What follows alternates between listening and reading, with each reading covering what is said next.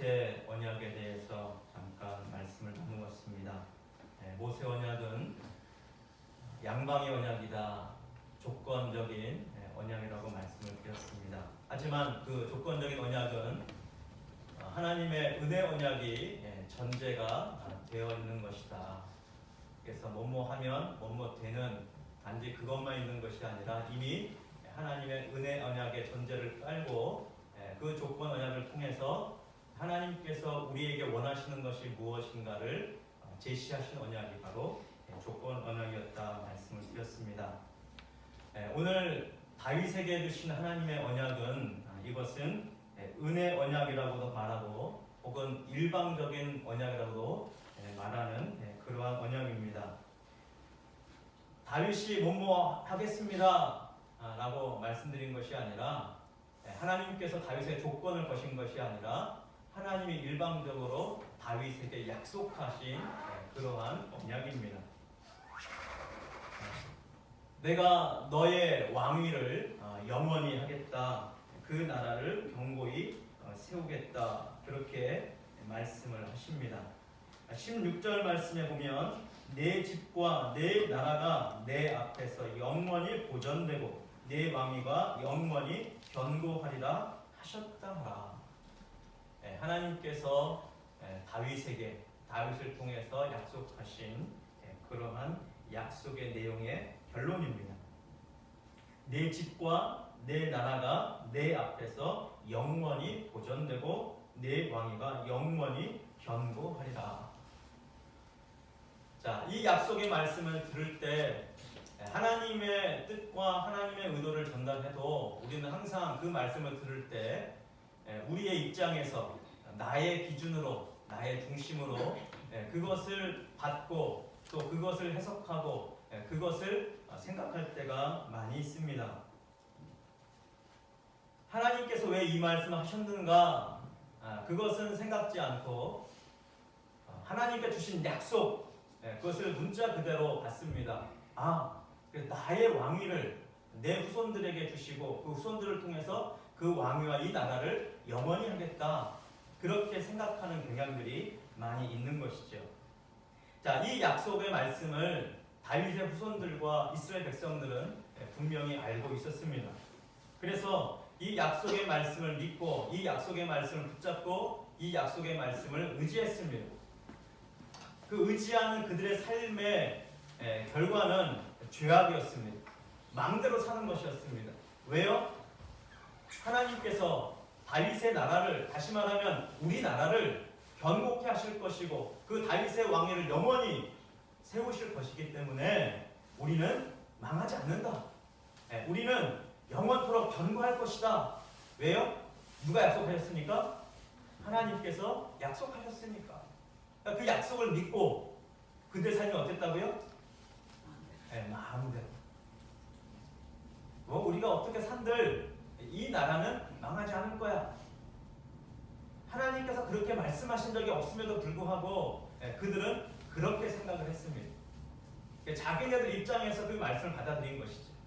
하나님의 나라, 다윗의 집, 다윗의 나라, 그 왕위, 그러니까는 이스라엘 나라, 유대 나라로 그들은 생각을 했던 것입니다.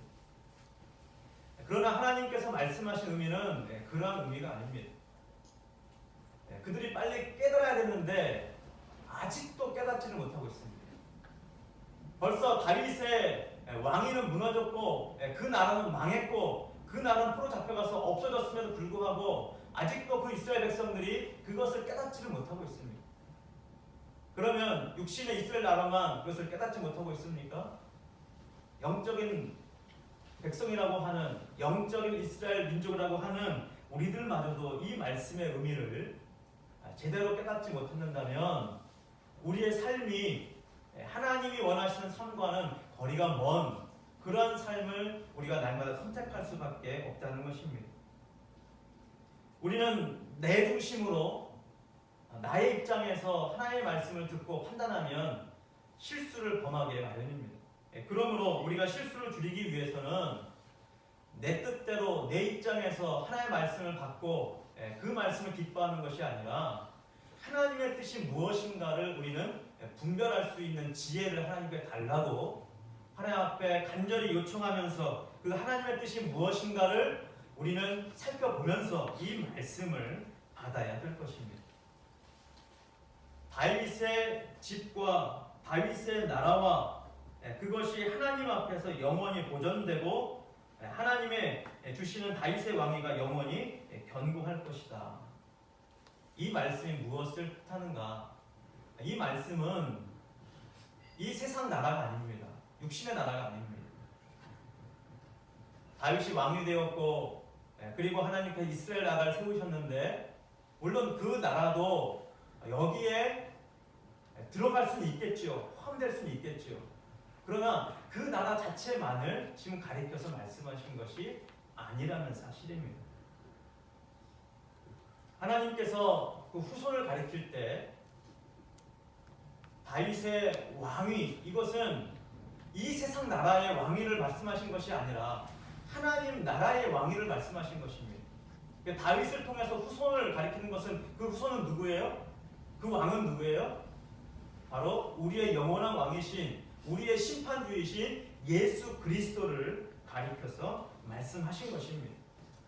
다윗을 통해서 하나님의 나라와 또 하나님의 그 가족과 하나님의 위를 견고히 세울 것을 말씀하신 것입니다.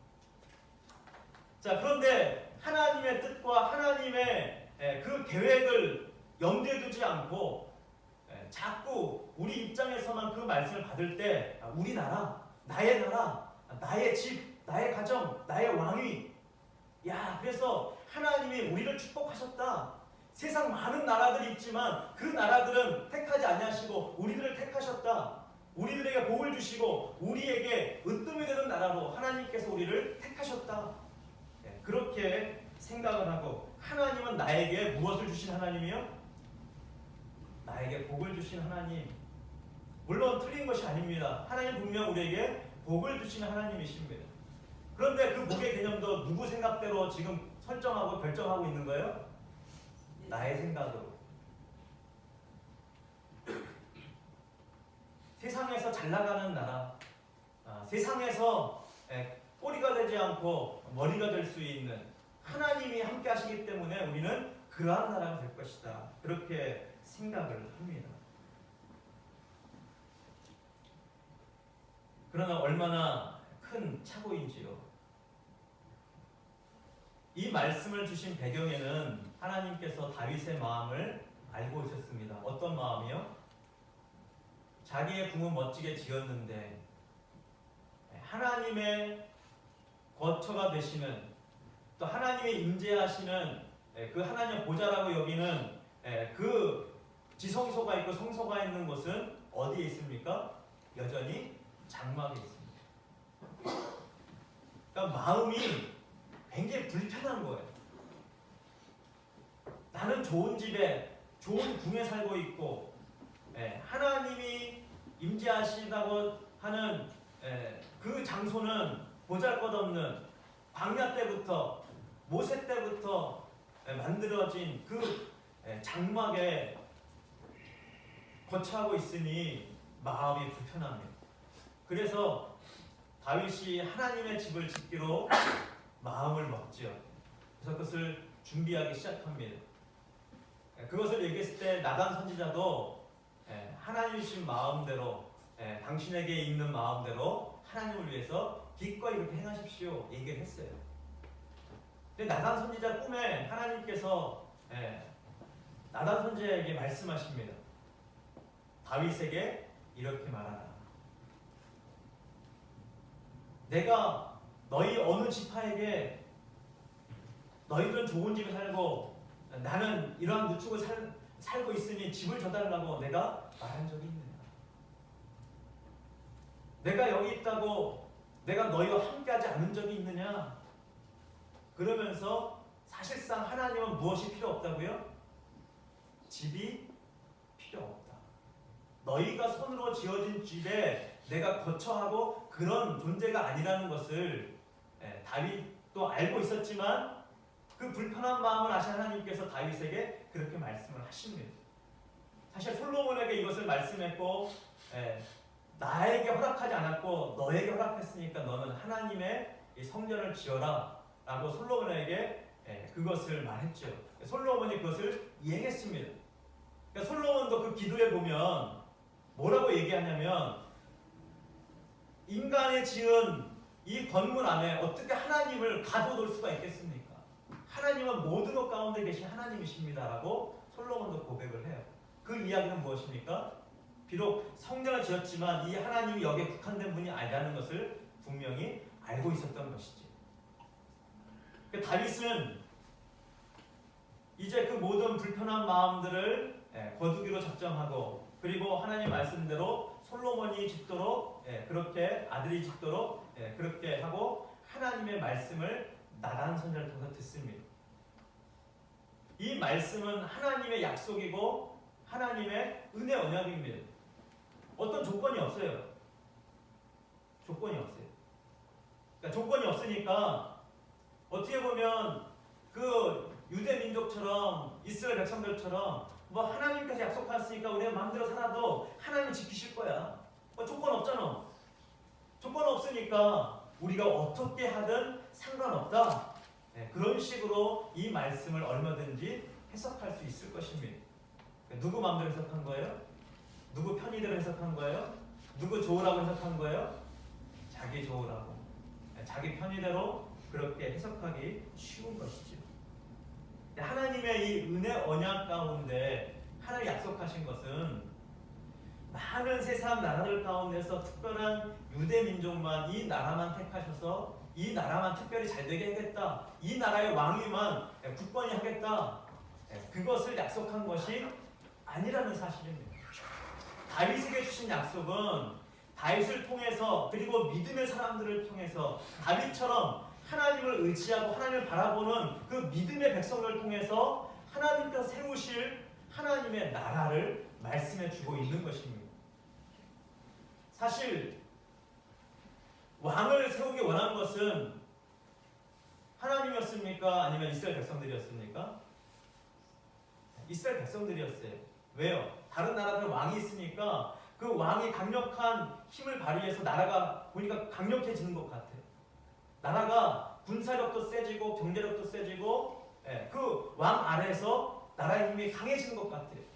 그래서 이스라엘 백성들도 우리가 강해지려면 왕이 있어야 되겠다 하고 하나님 앞에 왕을 요구한 것입니다. 우리도 왕을 세웁시다. 그렇게 요구한 것입니다. 사무엘이 섭섭했어요. 왜요? 사무엘이 지도자였거든요. 제사장이었지만 사실 사사였고 선지자였습니다. 사무엘이 지도자였는데 왕을 세우자고 하니까 사무엘 마음이 어땠어요? 백성들이 누구를 거절한 것 같았어요? 아니 자기를 거절한 것 같았어요. 백성들이 내가 지도자인 것을 싫어하는구나 그렇게 생각을 했어요. 그때 하나님께서 너를 거절하는 것이 아니라 누구를 거절하는 것이 말씀했습니까? 하나님 나를 백성들이 거절하는 것이다. 사사를 세우고 선지자를 세우고 제사장을 세워서 지도자 삼고 다스린 것은 누가 왕이시라는 거예요? 하나님이 왕이시라는 거예요. 그런데 이스라엘 백성들은 그 하나님의 왕됨을 거절하고 자기들의 왕을 요구했던 것입니다. 그 요구대로 왕을 세웠어요. 그리고 다윗에게 그 왕위를 영원히 하겠다 말했더니 이스라엘 백성들은 그 말을 어떻게 알아들었어요? 자기들이 원하는 대로 알아들었어요. 우리가 원했던 그 왕을 세우셨고 그 왕을 통해서 그 왕위가 그 나라가 영원히 보존되어 있다. 그렇게 그들은 알아들었던 거예요. 그러니까 하나님은 그들의 생각을 여지없이 깨트리십니다.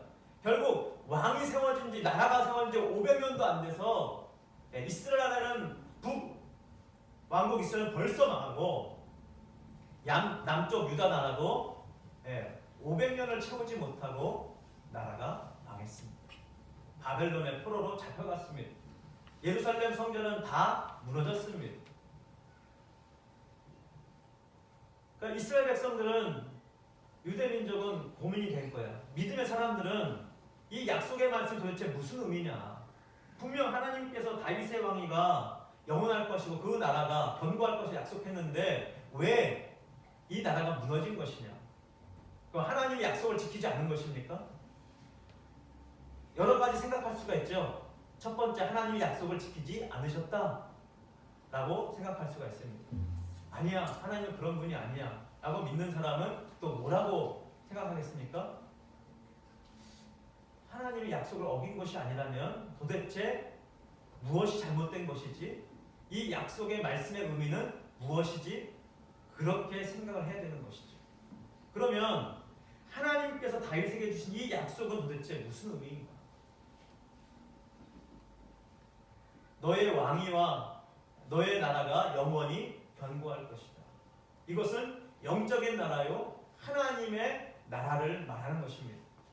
다윗과 같이 믿음의 사람들을 통해서 하나님과 함께하는 그 하나님의 공동체, 하나님의 나라, 하나님의 백성들이 함께 존재하고 그 백성들을 다스릴 수 있는 하나님이 다스리는 그 나라의 왕위를 얘기하는 것입니다.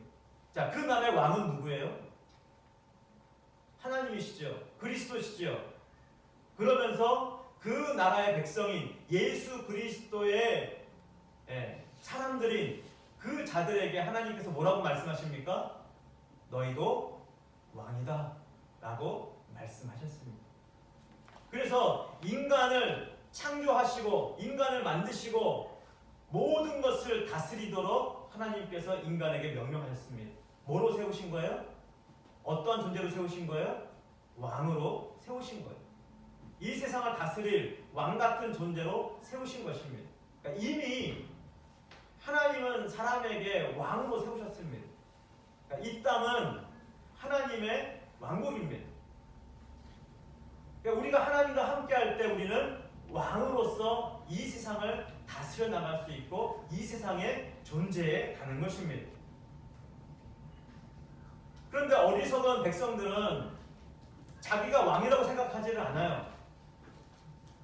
나는 부족한 백성이고 어리석은 백성이고, 그래서 하나님이 세우신 왕을 통해서 나는 그 왕이 하나님과 함께 할 때 왕을 통해 주시는 그 능력으로 그 왕 덕분에 우리도 뭔가 복을 받고 복을 누리겠다고 그렇게 생각하고 그렇게 여기는 것입니다.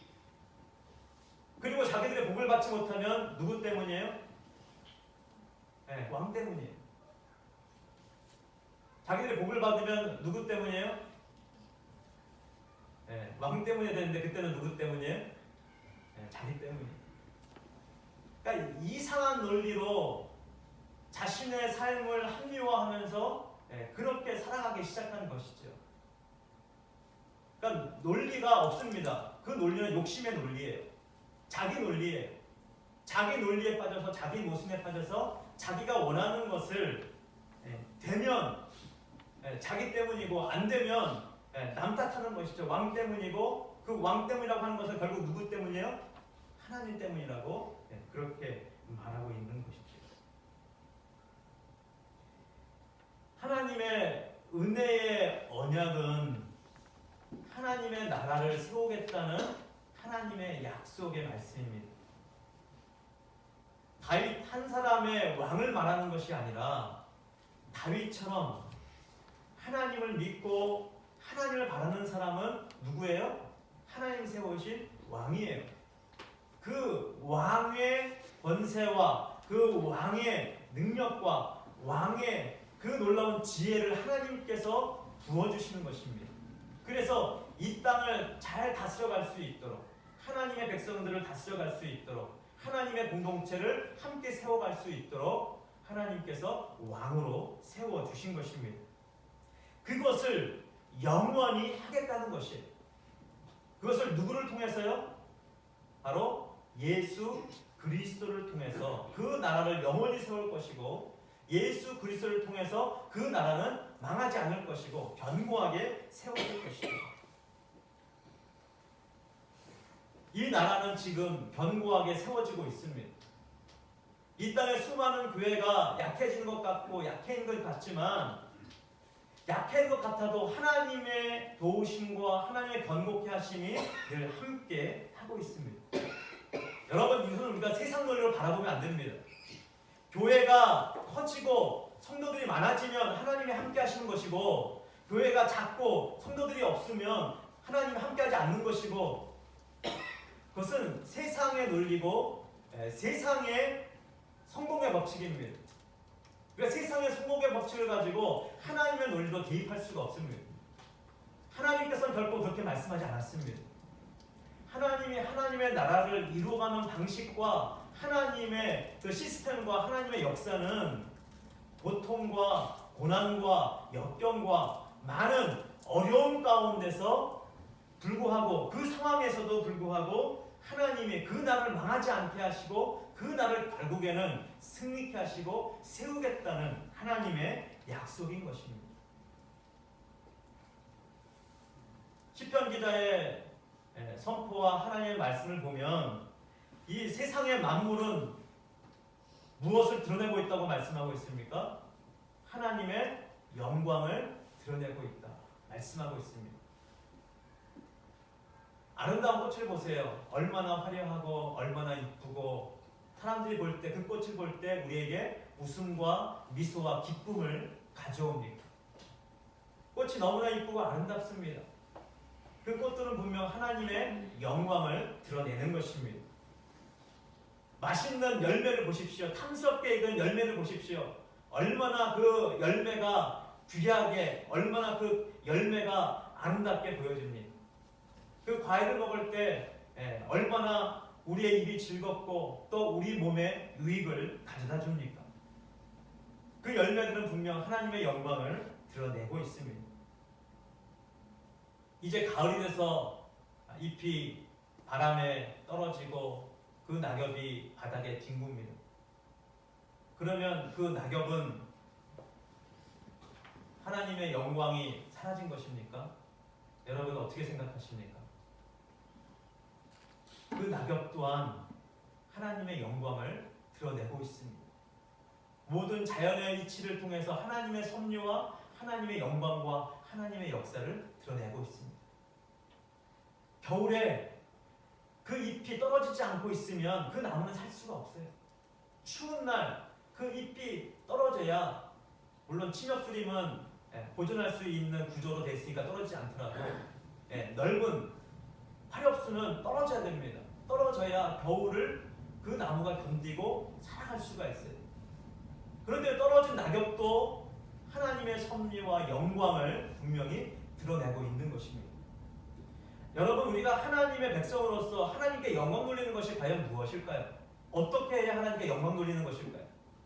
화려한 성공을 거둬야만, 세상 사람이 볼 때 야, 저 사람은 정말 하나님의 사람이야, 막 기업도 크게 이루었고 부자가 됐고 또 많은 성공을 이뤄냈으니까 저 사람은 하나님이 함께 하시는 사람이야, 그래야만 하나님께 영광을 돌리는 삶인가?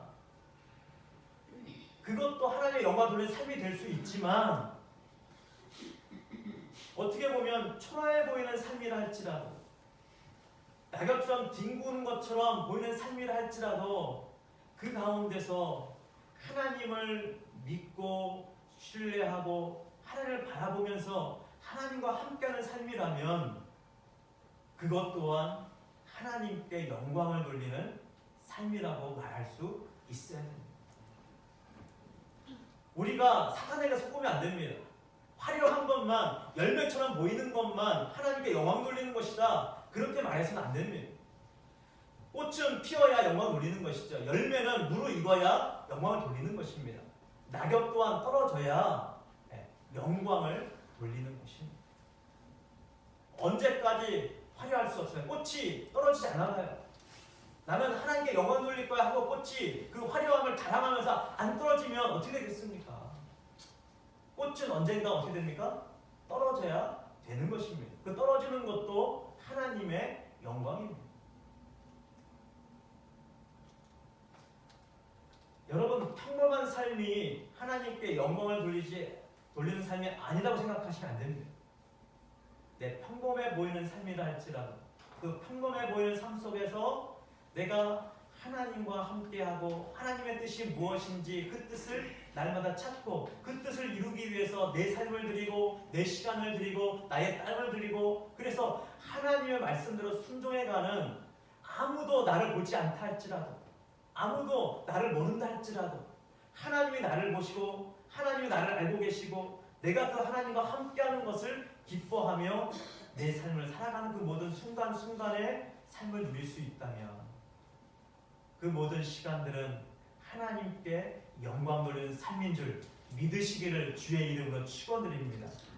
이것이 있을 때 그 삶들이 하나씩 쌓이고 모이고 모여서 결국에 하나님의 승리를 가져오고 하나님의 역사를 모든 사람들이 잔잔하지만 화려하진 않지만 뭔가 큰 승리 같지 않아 보이지만 뭔가 사람들에게 그리고 나에게도 잔잔한 그리고 아주 큰 감동과 또 큰 떨림과 큰 은혜가 깨달아질 수 있는 그러한 삶이 될 수 있을 것입니다.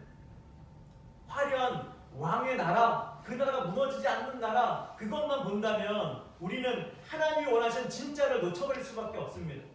그러나 그 화려한 왕위가 아니라 할지라도 하나님께서 나를 왕으로 세우셨고 화려한 궁이 아니라 할지라도 보잘것없는 집이라 할지라도 그 집의 삶을 통해서 하나님께서 나와 함께 하시고 내 삶을 통해서 내가 하나님의 사랑을 내가 섬길 수 있는 그 섬김을 사람들에게 섬기며 작은 것 같지만 그것을 하나하나 이루어가는 그 삶은 하나님이 기뻐하시고 하나님이 좋아하시고 하나님이 아름답게 보시는 그러한 삶인 것입니다.